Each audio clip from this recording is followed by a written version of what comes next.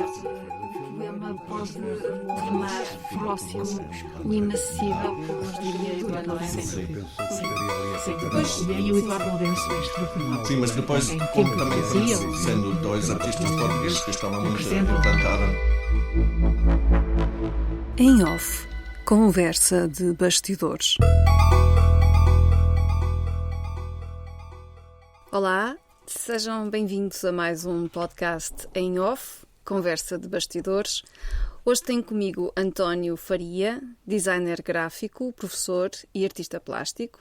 Já expôs o seu trabalho em inúmeros locais a nível nacional e internacional. Conta no seu portfólio com várias distinções, entre elas da Bienal Arte Olímpia de Tóquio. Vive e trabalha em Lisboa, onde nasceu, em 1966, mas é essencialmente a paisagem de Sintra, onde também viveu, que influencia a sua atividade artística. Entre Folhas sobre Paredes é o nome da exposição que nos traz a esta conversa e que está patente na Galeria da Biodiversidade, Centro Ciência Viva, do Museu de História Natural e da Ciência da Universidade do Porto. Foi desde muito cedo que António Faria se ocupou do mistério do movimento das linhas, refere a diretora do Museu Nacional de Arte Contemporânea, a propósito do seu trabalho, um mistério que reside no silêncio e entre as exigências de um sentimento de melancolia. Os seus desenhos colocam-nos perante um labirinto de linhas que, entre as sombras e a luz, deixa passar a ilusão de um mergulho na floresta, acrescenta Emília Ferreira. António Faria, obrigada pela sua disponibilidade para ter esta conversa.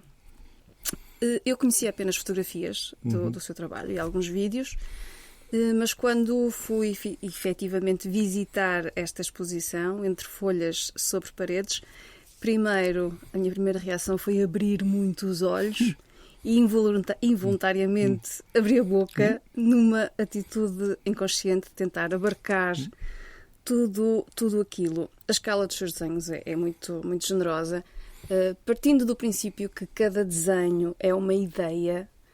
Todo aquele espetáculo de dança que se espraia de ramo em ramo, como é que mantém este abraço de imersão àquela escala? Ou tem um estúdio muito grande, ou então é quadrado a quadrado e depois junta tudo como isso era só uma coisa que eu gostava de desmistificar. Não tenho de todo um estúdio muito grande. Alguém na exposição do Museu Nacional de Arte Contemporânea comentou: ele deve ser um artista muito rico, porque efetivamente é preciso ter um estúdio enorme para fazer aquilo. Sim. Não é verdade. Eu trabalho em casa, nem sequer ateliê tenho. Hei de ter no futuro. Penso que já para o mês que vem isso já está a ser resolvido. E trabalho módulo a módulo, portanto o trabalho é todo modelado. Obviamente que para mim é simples. Eu percebo quando as pessoas veem que aquilo parece bastante complexo. Para mim é simples, mas a melhor maneira que eu tenho de explicar isto é como se tratasse da escrita de um livro. Eu preencho uma página e vou preencher a outra página, não é? E há um seguimento, não é? Como se estivéssemos a escrever uma história e ela tem uma continuidade. E é assim que o processo de trabalho... Portanto, há um seguimento que acompanha cada página, não é? Exatamente. E que depois... Mas quando vê tudo completo à sua frente, às vezes é uma surpresa. É como nós tínhamos tido essa conversa há pouco, não é? Quando foi exposto aquele desenho amarelo que está agora no chão. Que foi exposto na parede. Foi a primeira vez que eu vi o desenho por inteiro. E foi uma surpresa. E foi uma boa surpresa. Podia não ter sido uma boa surpresa. Foi uma boa surpresa. E isso também é uma coisa que eu acho interessante no trabalho, acho graça no processo de trabalho. Essas surpresas. Eu, por exemplo, há um desenho que também teve, que não veio para aqui porque não havia espaço, que também teve no Museu do Coa e no MNAC, porque a exposição é mais ou menos uma exposição itinerante, embora eu esteja sempre a mudar títulos e trabalhos, mas há sempre aquela ideia porque está ligada ao Portugal entre Patrimónios. E há um desenho azul que é composto por 6 módulos, que eu fiz o desenho em 2015 e só 3 anos depois eu consegui ver o desenho na totalidade numa parede. Uau. O que também foi uma boa surpresa também. Ao caminhar de uma sala para outra, de parede para parede, sempre que o olhar se depara com um dos seus trabalhos, é como se fôssemos sugados por ele. Há quase que um vórtice que nos atrai para a toca do coelho, e isto está diretamente ligado à eficácia da ideia de movimento. Está tudo parado à volta, mas o quadro está em movimento. Interrompe o silêncio da parede. E esta força de atração que nos engole. Isto leva-me para duas questões. Porquê o recurso à força do vento, que lhe garante ter sempre este traço em movimento? De onde é que vem esta necessidade? E se isto não é também uma forma de escapar ao silêncio e ao confinamento de 4 paredes, de contrariar aquele espaço fechado, que é, por norma, um espaço expositivo? Mas já queria voltar à palavra engole. Porque na altura, até na entrevista que dei ao MNAC, eu disse isso. Eu efetivamente gosto de desenhos que engolem uma pessoa, portanto, pela escala e que coloquem a pessoa numa situação imersiva do próprio desenho. A questão do vento, eu acho que acaba por ser um exercício de desenho, não é? Não sei tanto se... Porque como me interessa esta ideia de melancolia e o vento traz-me isso naquela... É quase como se fosse, eu digo isto com toda a modéstia, não quero comparar, mas aquelas imagens muito poderosas de Tempestade do Turner. Isso tem uma influência muito forte em mim. E o vento aparece mais no sentido da melancolia do que propriamente numa atitude de escapar às paredes. Mas não é também numa atitude de escapar a essa melancolia, de introduzir a ação? Provavelmente não, nem todas as coisas que acabam por acontecer nos desenhos são conscientes. Aliás, numa recente conversa acabei por assumir que era tudo subconsciente, porque não... Eu sinto esta necessidade, eu tenho esta... A palavra certa é essa, não é? Eu tenho esta necessidade de fazer aquelas imagens. Pois o porquê não é assim tão claro, não é? O porquê não é assim tão claro. E percebe quando é que uma obra, uma imagem está terminada? É quando o envolve também a si? A imagem nunca está terminada. Nunca está terminada. Nunca está terminada. A imagem isto é um clichê, mas é verdade. Os desenhos não se terminam, abandonam-se. Comigo é menos verdade, porque eu nem sequer os abandono. Agora, quando a exposição, se faz uma exposição e um trabalho é adquirido, eu já não tenho, não é? Perdi o poder. Mas enquanto os trabalhos estão na minha posse, eles não estão prontos. Mas há uma altura em que vai ter que os libertar. Dificilmente, porque estou sempre a olhar para eles e a ver sempre a achar que falta ali, que ainda não está completo. Sim, curiosamente na exposição do MNAC, eu não devia estar a dizer isto, mas vou dizer. Eu retoquei 2 desenhos na parede do museu. Na parede do museu já. É engraçado. Estou agora a recordar-me de uma entrevista de Nadir Afonso em que ele sentia mesmo na pele, sentia-se mal se olhava para um quadro que estava exposto e achava que aquilo não estava terminado e achava que toda a gente estava a ver a mesma coisa que ele estava a ver. Ele estava com vergonha de ter aquilo exposto. Eu tenho um amigo que comprou 2 quadros numa fase muito anterior. E sempre que vou à casa dele... Tenho necessidade de vergonha. Eu olho e sinto vergonha. Eu ouvi um comentário de um pintor que eu aprecio muito, que é o Gerhard Richter, e que ele é um artista já consagrado e com muito dinheiro, então está a comprar as obras antigas para as destruir. Eu entendo. Sim. Eu entendo isso, sim. Não é? Nesta exposição, entre folhas sobre paredes, há lá um quadro que eu pensei, olha, é um céu estrelado. Mas depois, quando me aproximei, percebi que não eram estrelas. Não vou dizer o que é, para quem estiver a ouvir. Também não vou dizer o que é. Posso ir lá ver exatamente de que é que eu estou a falar. Há trabalhos que nos engolem na tempestade, mas há outros que nos deixam um espírito muito mais sereno. Há alguma emoção que esteja à montante do desenho, sei lá, na opção da cor, da concentração do ponto, etc., ou realmente vai se manifestando à medida que a obra vai avançando? Eu acho que vai se manifestando, sim. Raramente eu começo um desenho com uma ideia e ela termina com a mesma ideia. E isto até é um conselho que deixo ficar a quem está no início destes processos de pintar e desenhar, porque o desenho tem que fluir, e se nós ficamos presos à ideia inicial que temos, não vamos descobrir coisas interessantes no desenho e vamos estar a condicionar. A castrar, autocastrar. Portanto, sim. De uma forma geral, os desenhos começam com uma ideia e terminam, às vezes até mesmo com a cor. Quero fazer com uma cor e depois percebo que é outra cor que vai resultar. Na Galeria da Biodiversidade, a cada desenho corresponde a exploração de uma determinada paleta de cores. Ou o amarelo, que é o primeiro vórtice que nos recebe logo à entrada. Aliás, amarelo e preto. Ou o vermelho, ou o roxo. O que é que lhe interessa mais nesta exploração das cores? A mim o que me interessa sempre é criar contrastes. Porque eu assumo sempre o trabalho como desenho. Não é? Então quero um contraste de forma. O uso das cores são contrastes entre elas, sempre.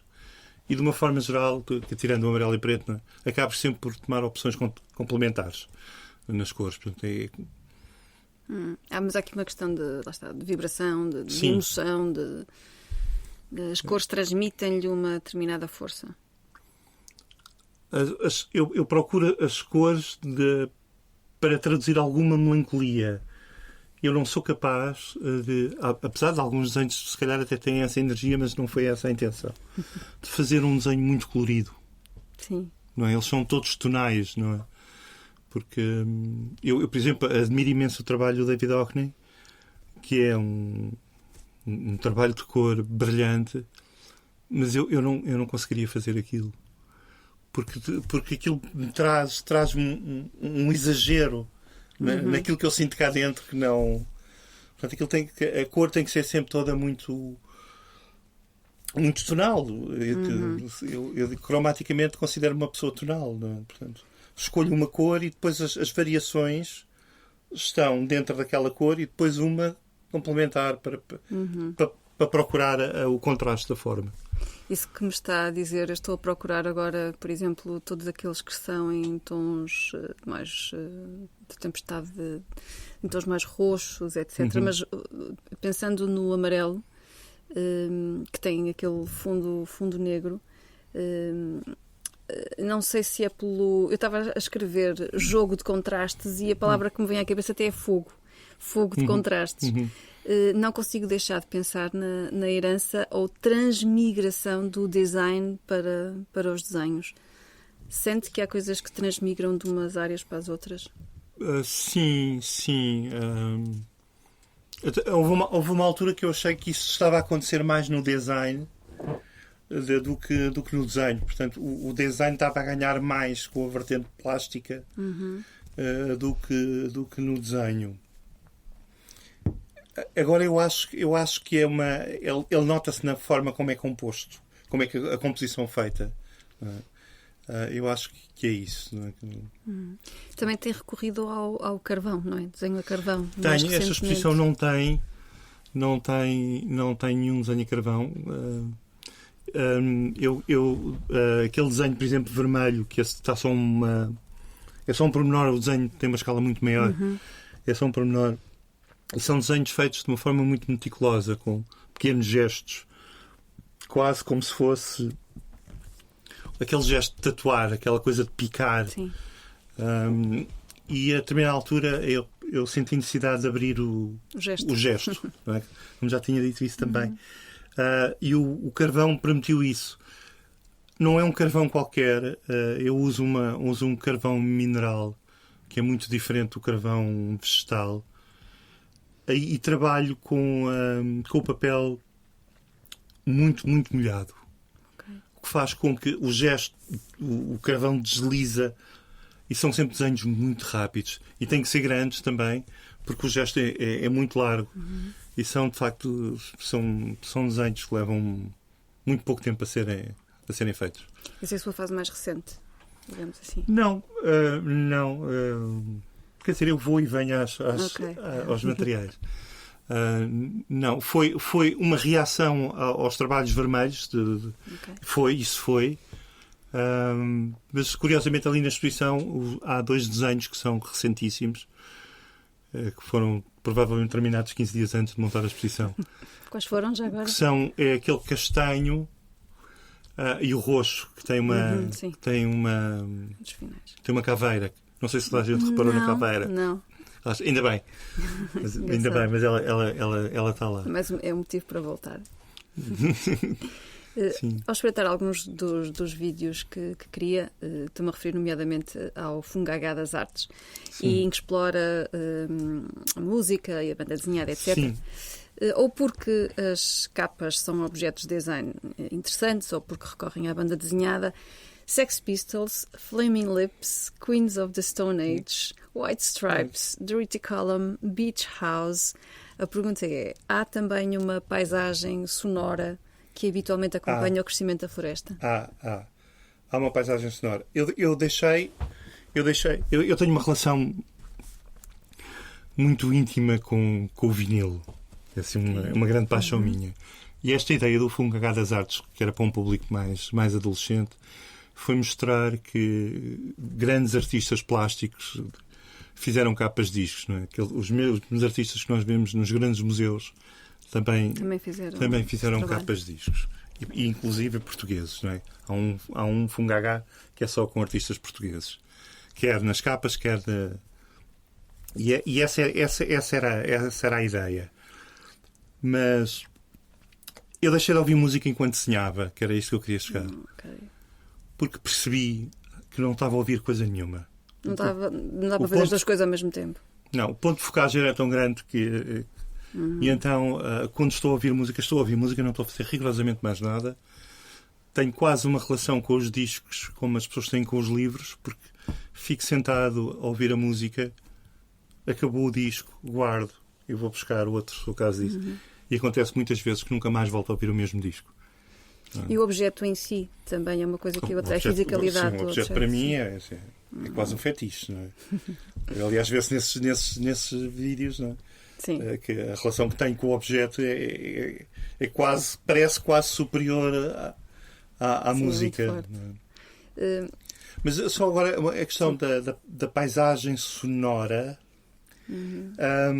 é de facto uma coisa que há um vídeo para a Faculdade de Belas Artes que tem isso. Eu faço experiências de som. A minha lógica de trabalhar... Eu não sou músico. Eu não sei mesmo nada de música. E a minha lógica é uma lógica de desenho. E então o que faço é criar uma base sonora como quem pinta um fundo e depois começar a colocar elementos. E então chamo-lhe mesmo isso. Chamo-lhe paisagens sonoras, porque são construções que são feitas com uma técnica visual, mas que depois resulta não vou dizer música, mas num determinado som. Não é? Ok, essa banda não é bem uma banda sonora, mas pode ser para quem sim, a verdade, as pessoas que ouviram dizem, não, mas isto é música. Pois. Tudo bem, mas eu não sei acordes, eu não sei as notas que fiz, eu não sei. Claro, a sensibilidade está lá, é verdade. Claro.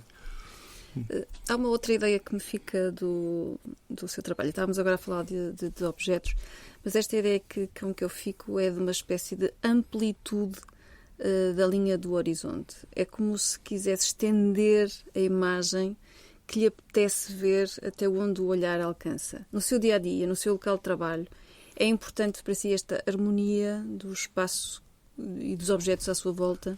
É bastante. Eu costumo dizer às pessoas que não compreendem a minha forma de ver as coisas que o meu conforto é um conforto visual.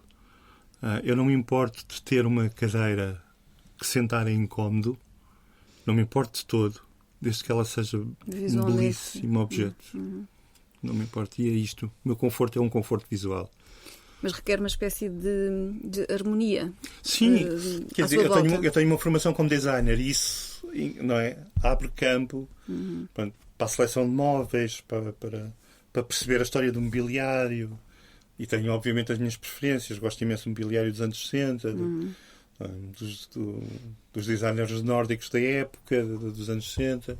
E é importante para si estar rodeado por um ambiente que lhe seja aprazível. Sim, aliás, é bastante importante e é difícil. Quer dizer, se estou nos ambientes das outras pessoas, isso não tem nada a ver. Mas é-me difícil ter em casa coisas que não gosto. Mesmo que sejam práticas. Isso não existe para mim. Isso não existe. Há pouco estávamos a falar de discos como objeto em si, mas a memória também pode ser fonte de inspiração. O António vive e trabalha em Lisboa, mas já viveu em Sintra. Sim. Que idade é que tinha nessa altura e que memórias é que guarda desse período? Eu tenho... as memórias que tenho de Sintra são de quando eu era adolescente, porque, na verdade, eu morava num subúrbio de Sintra, que era muito perto da Serra. E eu, enquanto adolescente, vivia muito a Serra de Sintra. Fazia caminhadas? Não era só caminhadas. Fazíamos aventuras. Éramos miúdos, não fazíamos aventuras. E naquela altura, eu percebo, as coisas mudam. Eu, em 2016, acho que em 2016, voltei ao Castelo dos Mouros. E tive ali um mixed feelings, porque aquilo foi tudo recuperado. Aquilo agora é de facto... tem uma atitude de museu, mas eu vivi com aquele Castelo de Mouros abandonado. Portanto, e eu tenho saudades disso, porque era-nos prometido, quando miúdos, fazer as nossas aventuras todas.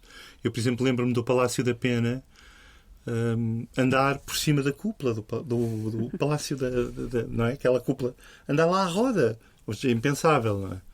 E eu tenho saudades dessa liberdade. Claro, essa exploração. Sim, tenho saudades dessa liberdade. E sim, é grande memória. E, obviamente, depois a densidade florestal de Sintra, quer dizer, é notório. Não é? E isso abrange várias camadas, não é? Sim. Da memória.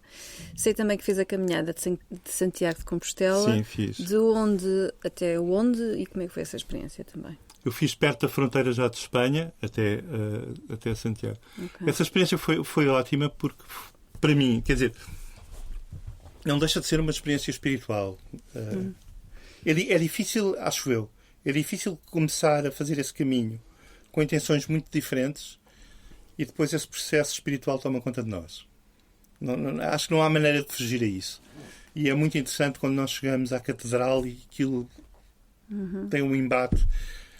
Eu acho que não tem nada a ver com a ideia religiosa, mas é aquela ideia de chegarmos aqui e conseguimos... Sim, até porque há uma travessia e depois há uma série de obstáculos que se vão ultrapassando e é um processo muito pessoal, não é? É bastante. E intransmissível até. E para mim foi também muito rico do ponto de vista visual, não é? Porque eu era sempre o último a chegar, fosse onde fosse. Que parava para tirar fotografias ou para Não, parava de desenhar. Para desenhar? Para desenhar, andava sempre com um bloco a tomar notas. Interessante. E enchia um bloco inteiro de apontamentos. De uma ponta à outra era só fontes de inspiração, não é? Sim, quer dizer, desde que começou sim. até que terminou. Sim, é. Há momentos incríveis da natureza lá. Mas também depende muito dos caminhos, não é? Depende muito dos caminhos. Mas, aquilo que eu fiz foi de Santiago de Compostela a Finisterra, portanto acabou no mar. Eu era para fazer depois também esse, mas aconteceu estar com um trabalho que eu tinha que fazer, então tive que regressar. Bom, mas na verdade eu acho que também não conseguiria já ir a Finisterra, tinha os pés todos feitos. Sim. Mas é interessante que a partir do 5º dia parece que o corpo já aprendeu uma nova linguagem e já é capaz de ultrapassar um novo obstáculo. Eu nunca me senti cansado nisto, mas eu tenho uns pezinhos de Cinderela e aquilo estava cheio de bolhas e bolhas e bolhas. Já não dava para havia pessoas, as pessoas estavam comigo e eu nunca vi ninguém assim, era inacreditável. O António começou por querer fazer cinema de animação. É verdade. Depois banda desenhada. E Sim. como é que foi parar então ao desenho? É preciso desenhar para fazer cinema de animação. É preciso sempre desenhar. Sim. Curiosamente, eu acabo, por exemplo, há 2 anos, acabo por ser um professor de desenho no curso de cinema de animação. Eu acho que é irónico.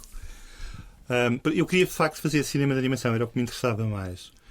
Mas os recursos eram praticamente nulos, não é? Não havia. E eu era adolescente, não é? Tinha esta ambição e era adolescente. E depois percebi que não iria conseguir, não é? E então comecei a fazer banda desenhada. Mas eu aborrecia-me rapidamente com as sequências.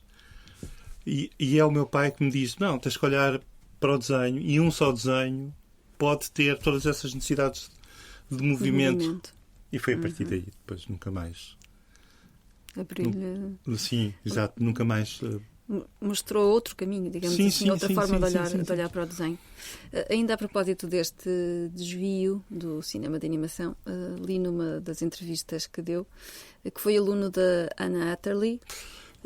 Sim, bem, eu não fui bem aluno da Anna Atterley. Eu estava no Arco e ela dá-nos uma aula, uma especificamente, porque havia aulas chamavam-se as aulas de desenho de autor, então eram convidados vários autores. E nessa altura ela tinha uma exposição na coleção do Berardo. Foi uma ocasião específica. Foi uma ocasião específica.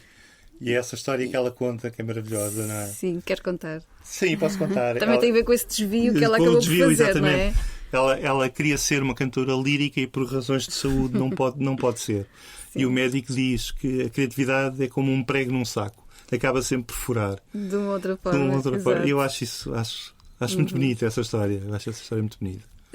Também, mas quando estamos a falar num filme de animação, estamos, na realidade, muitas vezes a falar da necessidade de produzir muitos desenhos que depois, em sequência, criam movimento. Sim, é verdade. Portanto, mas no seu caso, cada desenho, é como se cada desenho já fosse animado. Não há aqui um círculo que se completa? Claro. Foi essa depois a procura e a aprendizagem que tive, não é? É um só desenho conter tudo isso, não é? E é isso que me interessa agora, é isso que procuro, não é? E é isso que vai continuar a explorar. E é isso que vou continuar a explorar, sim. O encontro com a floresta de António Faria faz-se entre folhas sobre paredes, na Galeria da Biodiversidade, Centro Ciência Viva do Museu de História Natural e da Ciência da Universidade do Porto, ali na Rua do Campo Alegre. É uma experiência imersiva, tão ameaçadora quanto benévola, depende da imaginação, de nossa e vossa imaginação. Entre folhas sobre paredes está patente até ao dia 6 de junho, por isso não deixe para depois, a entrada é gratuita. Muito obrigada. Obrigado.